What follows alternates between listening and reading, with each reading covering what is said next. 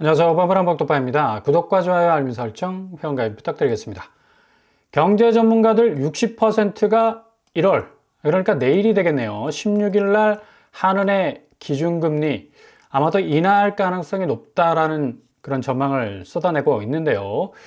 가장 중요한 이 악재라고 할 수 있는 올해 한국 경제 성장률이 1.6% 수준에 머물 것이라는 이 상당 부분 저공비행할 수밖에 없는 지금 한국 경제의 펀더멘탈, 이게 급선무가 될 것으로 보여서 아마 한국은행이 경기 부양 쪽에 더욱더 무게를 실지 않을까라는 예상을 내놓을 수밖에 없는 거죠. 경기 침체 국면이 이게 갈수록 더욱더 부각될 가능성이 높다는 얘기입니다. 지금처럼 기준금리를 유지하다가는 더욱더 경기가 하강 국면 속도가 이 드라이브를 걸게 될 것 같으니까 이 부양 측면에서 어찌 보면 이 금리를 계속적으로 좀 내려야 할 그런 어떤 입장인 것 같은데, 이러다 보니까 시중은행도 지금 대출 부분에서 약간 빗장을 푸는 그런 스탠스를 취하고 있습니다. 가상금리, 절대로 시중은행에서 포기할 수 없는 부분이었죠. 예대 마진 차이를 확실하게 벌려서 은행 수익 구조를 좀 더 폭넓게 가져가려 했던 스탠스, 약간은 좀 축소되는 그런 느낌도 들고요. 가상금리를 시중은행들이 잇따라 내리는 또 모습을 보이고 있는데, 대표적으로 신한은행이 0.05에서 0.30포인트 정도 낮출 계획이라고 하고요.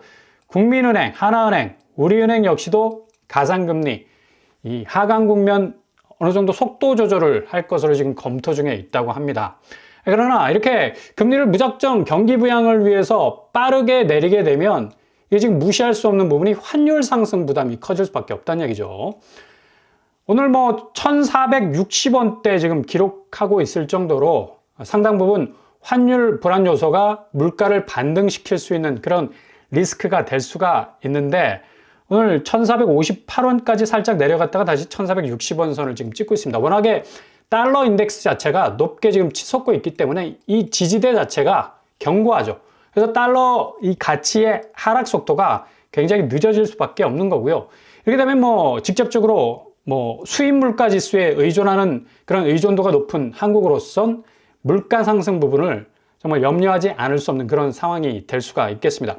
환율 부담에 물가 상승 역시도 리스크가 될 수가 있고, 결국엔 이게 고부가가치의 집합체라 할 수 있는 아파트 가격 상당히 영향을 받을 수밖에 없습니다. 선택지가 이렇게 넓었었는데 이 가격 상승 문제 때문에 지금 신축 부분은 분양가가 상당 부분 높아지고 구축은 지금 내려가는 그런 상황이 처해 있죠. 그럼에도 불구하고 계속적으로 쏟아내는 분양 물량은 이 가격 자체가 상당 부분 높아지는 그런 상황이어서 분양시장이 쪼그라들 수밖에 없다. 결국에 가서는 물가 체감도가 높아질 수밖에 없기 때문에 가장 고점의 집을 물려서는 안 된다는 어떤 본능적인 그런 어떤 위기감이 찾아올 수밖에 없습니다. 이렇기 때문에 지금 신축 분양시장도 그렇고 구축은 말할 것도 없이 계속적인 어떤 하락 양상을 보일 수밖에 없는 거죠.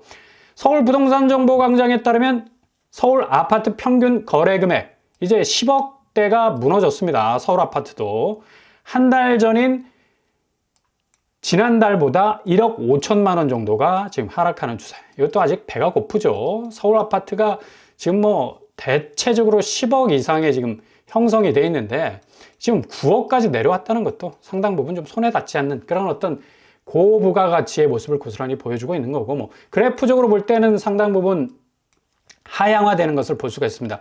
지난해 9월까지 12억 선을 찍었다가 올해 1월 들어서 10억대가 무너졌다는 사실을 고스란히 보여주고 있는 거죠. 또 한 가지 또 변수가 있는 건 국채 강세입니다. 미국 국채 금리가 지금 연일 계속적인 어떤 강세의 모습을 보이고 있기 때문에 금융시장에 엄청난 지금 영향을 지대하게 주고 있죠. 트럼프가 1월 20일 날 본격적으로 출범하게 되는데, 그럼에도 불구하고 지금 미국 나스닥이 약보합세로 머무르고 있어요. 그만큼 국채 상승세 때문에 어마무시 굉장한 주식시장의 약세 현상이 이어지고 있다는 얘기인데요. 미국 국채 10년물이 지금 4.78% 오르고 있고요. 한국 국채 역시도 뒤따라갈 수밖에 없는 거고, 중요한 건 한국 국채에서 해외 자본이 얼마나 많이 빠져나가느냐. 환율이 폭등하게 되면 당연히 달러 가치가 높은 쪽으로 이동할 수밖에 없기 때문에 한국 국채를 사들인 해외 자본이 외국으로 빠져나갈 수밖에, 달러 쪽으로 빠져나갈 수밖에 없다는 얘기입니다. 그래서 국채 부분이 환율과 함께 굉장한 변수가 될 가능성 높겠고요. 이렇게 치솟는 미국의 10년 만기 국채 금리가 4.7 후반까지 올라가니까 당연히 미국의 나스닥 지수는 상승세가 꺾일 수밖에 없는 거고요. 뭐 1월 정도 되면 굉장히 어떤 반등세를 보이지 않을까라는 예상을 비껴나갈 정도로 약보합세를 지금 보이고 있습니다. 나스닥 종합이 어제 마이너스 국면을 보였고요. 대표적인 양자 컴퓨팅 부분들 뭐 반토막이 나서 뭐 난리가 났는데 거의 한국에서 빠져나간, 그러니까 증발된 돈이 거의 3조 가량 된다고 그러죠. 많은 사람들이, 특히 한국 사람들이 이 양자 컴퓨터 부분에 투자를 많이 했었는데 이거 뭐 반토막이 나는 어이없는 상황이 지금 벌어지고 있는 바람에 뭐 젠슨 황이 엄청난 발언을 했죠. 양자 컴퓨팅 앞으로 30년 걸린다라는 그 말 한마디 때문에 완전히 박살이 났는데 조금 회복세는 좀 보이고 있습니다. 그리고 퀀텀 역시도 뭐 13% 정도 올랐던 추세. 뭐 이거 회복되려면 한참 뭐 더 달려야 하는 그런 상황일 것 같고요. 아이온큐 역시도 5.92% 정도 올랐습니다. 반면에 대장주라 불리는 테슬라가 지금 뭐 480까지 달렸던 그런 모습과는 달리 지금 390선에 지금 머무르고 있죠.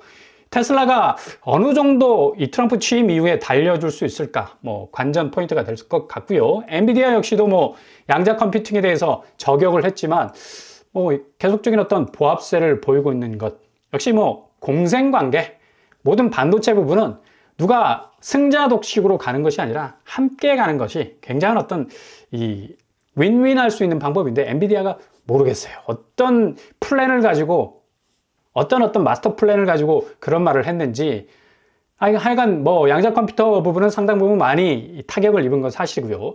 역시 국내 코스피 시장도 지금 오늘 2,500선을 넘어섰습니다. 외국인이 오랜만에 지금 385억 정도 사들이고 있고 반면에 개인이 빠지고 있죠. 기관도 지금 빠지고 있고 이렇게 금융시장 자체가 환율과 국채 부분에서의 불안정한 모습 때문에 여전히 지금 답보 상태에 있는 걸 볼 수가 있습니다. 오늘 삼성전자는 뭐 5만 3천까지 지금 다시 내려가고 있고요. SK 하이닉스가 지금 뭐 거의 20만 원 가깝게 지금 치고 올라가고 있는 모습. 이 두 기업이 좀 잘 돼야 우리나라 좀 경제 기반이 좀 튼튼해질 수가 있는데 뭐 계속적인 어떤 주가 종목의 어떤 가치가 보합 상태에 있어서 상당 부분 좀 걱정이 많고요. 그러다 보니까 이제 국채 강세와 동시에 지금 주식시장은 좀 흔들거리는 모습을 보이고 있지만 가상화폐가 또 심상치 않은 오름세를 보이고 있습니다. 한국인들의 1,500만이 지금 암호화폐에 지금 투자를 하고 있는 그런 상황일 정도로 가상화폐 쪽으로 자본이 많이 이동을 하고 있죠. 지금 오늘 비트코인이 1억 4,400까지 지금 오르고 있고요. 이더리움 역시도 지금 뭐 계속적인 안정적 횡보 보이고 있습니다. 제일 주목할 부분이 리플이죠. 4,100원까지 지금 올랐습니다. 리플이 지금 스테이블 코인, 그러니까 US 1달러와 같은 가치를 갖는 안정적인 흐름을 계속적으로 갖고 있기 때문에 이제 3,000원에서 4,000원대로 지금 오르는 그런 모습 보이고 있네요. 밈 코인 중에 대장주를 할 수 있는 도지코인은 530원 정도. 올해까지 아마 뭐 거의 700원 정도 가지 않을까라는 그런 예상도 나오고 있는데 한번 더 지켜봐야 할 대목이고요. 뭐 심슨에 나오는 이 XRP 리플에 대한 이 예언은 그냥 농담조로 그냥 그려낸 것 같은데 뭐 589달러까지 가지 않을까라는 그런 아주 심상치 않은 그런 예언도 나와. 그냥 이건 흘려 들으셔도 좋겠고 뭐 의미 있게 받아들이셔도 좋겠고 이건 본인 판단의 몫에 따른 겁니다. 오늘 뭐 4,100원까지 리플이 고점을 지금 찍고 있죠. 비트코인 역시도 1억 4천. 아마 트럼프 취임 이후에 뭐 엄청나게 달릴 걸 예상해 볼 수 있겠습니다. 도지코인 역시도 535원까지 지금 치고 나가고 있습니다.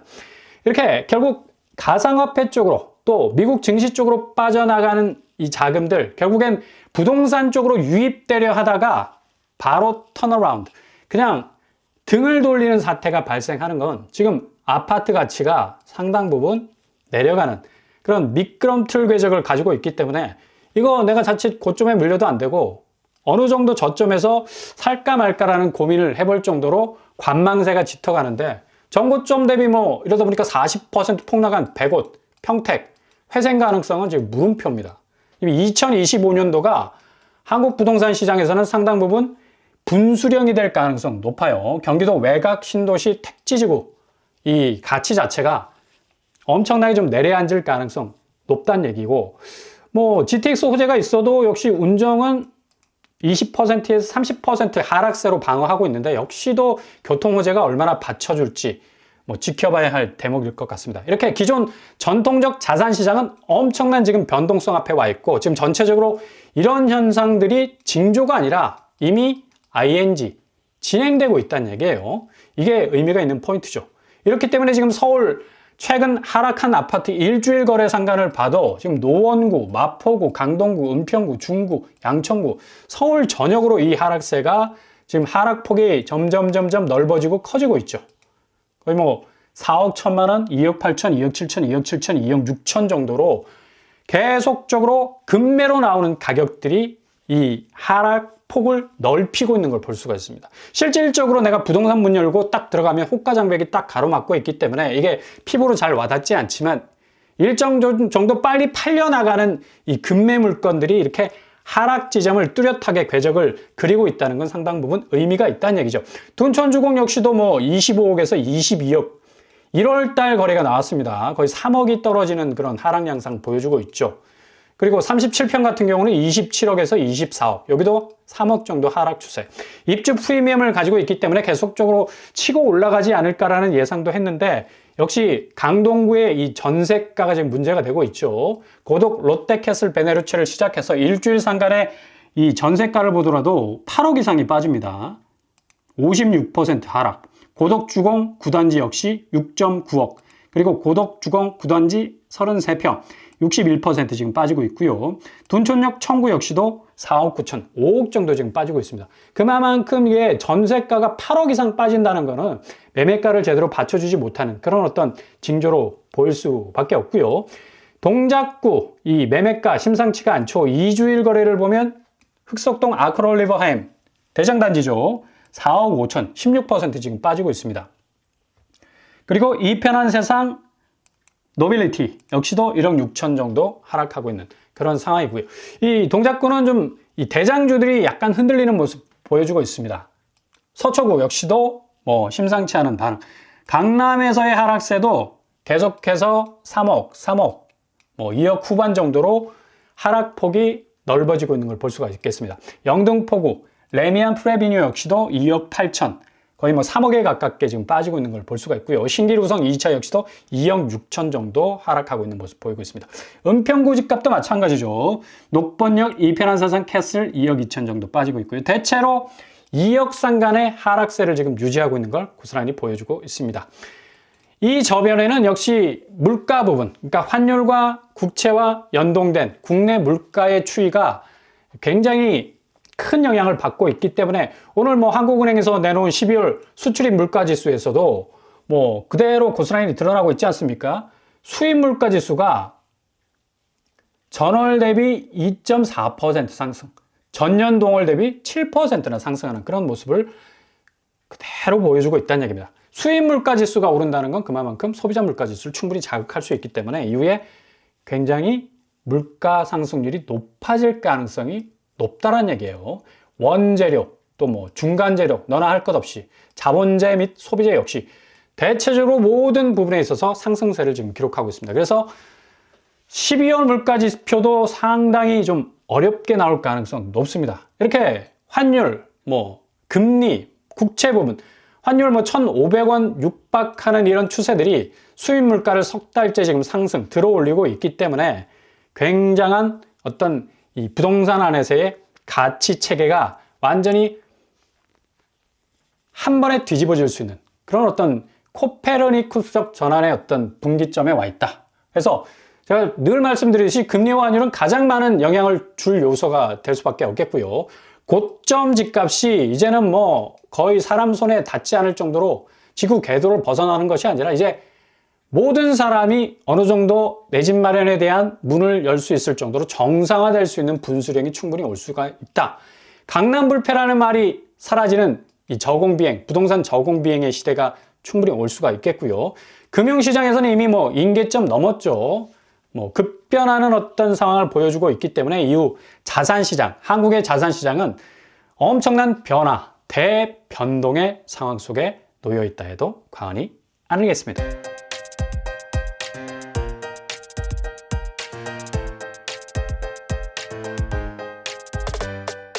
오늘의 부동산 캐릭터, 금리와 환율, 가장 많은 한국 부동산에 영향을 줄 수 있는 분명한 요소가 될 수 있겠고요. 이제 고점의 집값은 그 옛날 얘기, 정말 정상화될 수 있는 집값으로 많은 사람들이 접근성을 좀 더 확대시킬 수 있는 분수령이 충분히 올 수가 있을 것 같습니다. 강남불패라는 말 이제 온전히 사라지고 저공비행할 수 있는 아파트 가치, 이제 집주인들도 빨리 탈출해야만 손실을 좀 줄일 수 있는 그런 어떤 위기감이 올 수가 있겠고요. 어찌됐든 저찌됐든 지금 기다리고 있는 관망세는 가장 유리한 지금 고지에 깃발을 꽂고 있는 겁니다. 한국의 이 왜곡된 아파트 가치의 이 자산시장이 확실하게 변화의 모습을 보일 때 정말 그 틈새를 통해서 기회를 잡을 수 있는, 그리고 엄청난 금융시장의 변동성 속에서 뭔가 유연하게 자기의 가지고 있는 자본을 좀 증식시킬 수 있는, 확대시키고 좀 가치를 좀 들어 올릴 수 있는 그런 시기가 됐다는 얘기죠. 그래서 잘 준비하신다면 손실을 최대한 줄이고 수익을 더욱더 늘릴 수 있는 그런 시기가 분명히 도래해 있다는 것은 사실입니다. 올동을 합니다. 항상 여러분의 길이 꽃길만 되실 수 있길 바랍니다. 이상 5번 방법독방을 마치겠습니다. 구독과 좋아요 부탁드립니다. 감사합니다.